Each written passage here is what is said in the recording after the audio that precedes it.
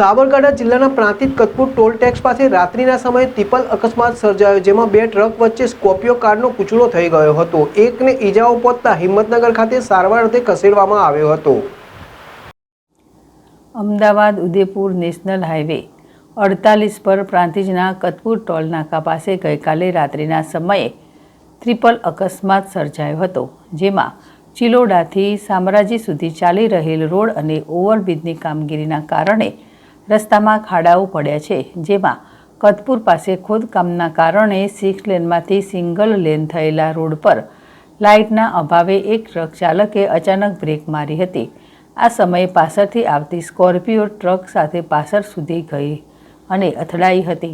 વધુમાં તે દરમિયાન સ્કોર્પિયોની પાછળથી આવતી બીજી ટ્રકે પણ સ્કોર્પિયોને ટક્કર મારતા અથડામણ કરતા સ્કોર્પિયો કાર બે ટ્રક વચ્ચે ફસાઈ ગઈ હતી અને અકસ્માતમાં સ્કોર્પિયોમાં સવાર એક વ્યક્તિને ઈજાઓ થતાં તેમને તાત્કાલિક હિંમતનગરની ખાનગી હોસ્પિટલમાં સારવાર માટે ખસેડવામાં આવ્યા હતા।